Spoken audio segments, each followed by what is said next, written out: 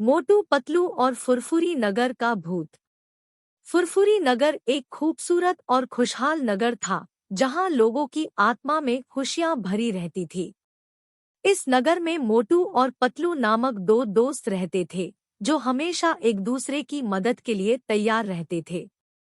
एक दिन फुरफुरी नगर में गहरी रात की अंधकार में कुछ अजीब घटनाएं घटना शुरू हो गई। लोग कहने लगे कि नगर में एक भूत आ गया है। सभी लोग डर के मारे थे और घरों में बंद हो गए। मोटू और पतलू भी उसी रात अपने घर में थे। उन्हें यह बात सुनकर हंसी आने लगी। वे नहीं मानते थे कि भूतों की कोई असलियता हो सकती है। लेकिन जैसे ही उन्हें अपने घर के बाहर कुछ अजीबात दिखाई दिया, वे भी उस भूत के मामले में उत्सुक हो गए। मोटू और पतलू ने निश्चित किया कि वे इस रहस्य को हल करेंगे। वे फुरफुरी नगर के चारों ओर खोजने लगे, लेकिन कोई भूत नहीं मिला। तभी उन्हें एक गहरी आवाज सुनाई दी। कौन है? मोटू ने पूछा। मैं एक भूत हूँ, आवाज आई। मोटू और पतलू ने उस दिशा में देखा और वहां एक वृद्ध व्यक्ति को देखा, जो पुरानी साड़ी में बंधी हुई थी। आप भूत कैसे हो सकते हैं? पतलू ने पूछा। मैं एक समय फुरफुरी नगर की एक समृद्ध और समाजसेवी महिला थी, भूत ने कहा, लेकिन लोग मेरी सेवाओं को नजरअंदाज करने लगे और मुझे छोड़ दिया। मेरी आत्मा अब इस नगर में असंतुष्ट है और मैं लोगों को डराने के लिए उनके बीच घूम रही हूँ। मोटू और पतलू ने उस वृद्ध महिला की कहानी सुनी और उनकी मदद करने का निर्णय लिया। वे उसकी आत्मा को शांति देने के लिए उसकी मदद करने के लिए तैयार थे। उन्होंने उस भूत को पुराने घर का पता पूछा, जो अब एक छुट्टी गांव में अकेले ही खड़ा था।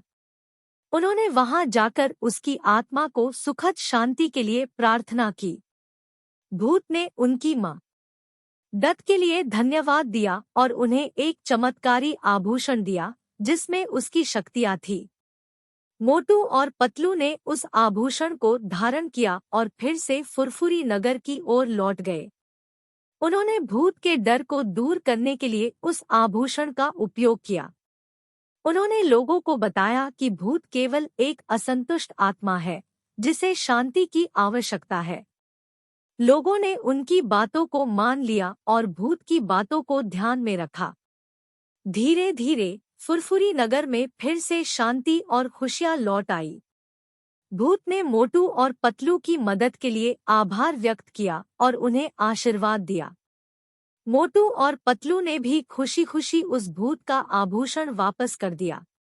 उन्होंने समझा कि असली शक्तियों का इस्तेमाल सिर्फ बुराई को हराने के लिए नहीं, बल्कि अच्छाई को बढ़ाने के लिए भी किया जा सकता है। इस घटना के बाद मोटू और पतलू ने अपनी मित्रता और साझेदारी को मजबूत किया और फुरफुरी नगर में नई नई मुसीबतों का सामना करने के लिए तैयार रहे। फुरफुरी नगर का भूत की कहानी एक सच्चे मित्रता और साझेदारी की दास्तान बन गई, जो हर मुश्किल को साथ मिलकर हल कर सकती है।